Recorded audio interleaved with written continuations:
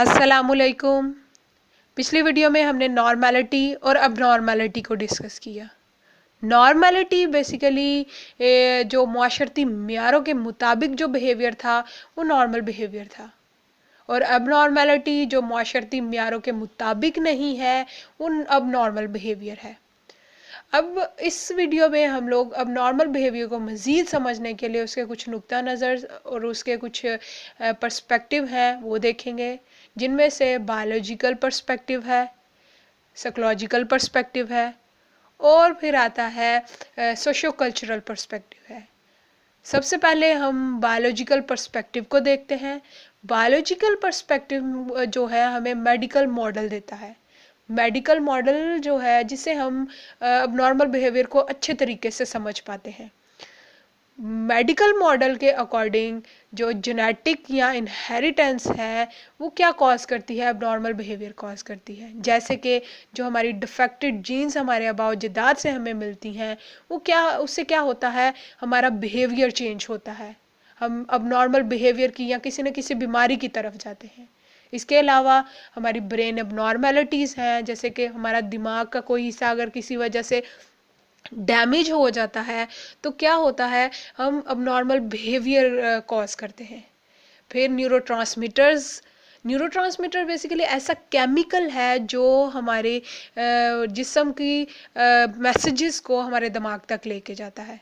अगर उस न्यूरोट्रांसमीटर की एक्टिविटी में काम करने में ऊंच नीच होती है, कम या ज़्यादा होता है वो केमिकल, तो क्या होता है, अब नॉर्मल बिहेवियर आता है।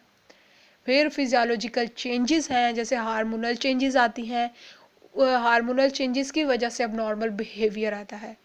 जैसे कि थायराइड अब नॉर्मलिटी, थायराइड एक ग्लैंड है, उसकी वर्किंग में अगर कोई कमी आती है तो क्या होता है, एक इंसान का मूड जो है वो हाई हो जाता है।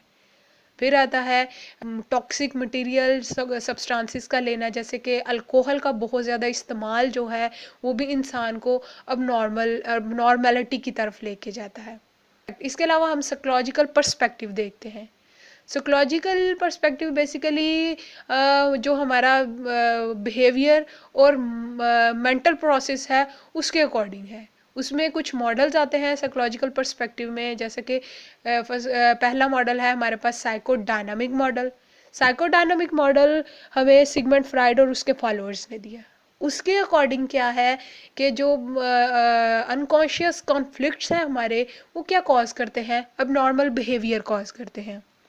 फ्राइड के अकॉर्डिंग अनकॉन्शियस जो है, अनकॉन्शियस माइंड का एक हिस्सा है जिससे हम बिल्कुल आगाह नहीं है। अब उसके हम तीन आगे हिस्से हैं, तीन कंपोनेंट्स हैं, इड, ईगो और सुपर ईगो। ईड जो है वो लज्जत के असूलों पे काम करता है। वो लज्जत किसी भी तरह से हासिल की जाती है, गलत तरीक़ों से भी हासिल की जाती है। सही कुछ ऐसे तरीके हैं जो माशरे के म्यारों के मुताबिक नहीं है, उन तरीक़ों से हासिल की जाती है। फिर ईगो है। ईगो जो है वो हकीकत के असूलों पे काम करती है, जो हकीकत में रह के काम किए जाते हैं, सबके सामने काम किए जाते हैं। फिर आता है सुपर ईगो, जो अहलाकियात के असूलों पे काम करती है, अहलाक में रह के जो काम किया जाता है। अब क्या करती है ईगो जो है वो इड और सुपर ईगो में बैलेंस कायम करती है, बैलेंस रखती है। अगर ईगो कमज़ोर हो जाती है तो क्या होता है, इड हावी हो जाती है सुपर ईगो के ऊपर, तो हमारा दिमाग जो है वो कश्मकश का शिकार हो जाता है या कॉन्फ्लिक्ट का शिकार हो जाता है। वो कॉन्फ्लिक्ट जो है हमारे माइंड का, हमारे अनकॉन्शियस का, वो हमें किसकी तरफ लेके जाता है, अब नॉर्मलिटी की तरफ लेके जाता है। फिर फ्राइड ने साइकोसोशल डेवलपमेंटल थेरीज दी, जो कि हमारे बचपन के जो बैड एक्सपीरियंसेस हैं वो बड़े होके हमारी पर्सनालिटी को ख़राब करती हैं और हमें अब नॉर्मल बिहेवियर की तरफ लेके जाती हैं। फिर आता है बिहेवियरल मॉडल।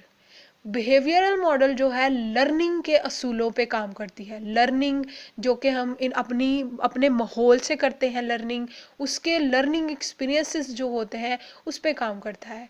अब क्या कहते हैं बिहेवियरिस्ट, क्या कहते हैं कि अगर हमारा ये लर्निंग जो है लर्निंग एक्सपीरियंस अगर ख़राब आते हैं जो अपने इन्वायरमेंट से हम हासिल करते हैं, तो वो अब नॉर्मल बिहेवियर कॉज करता है।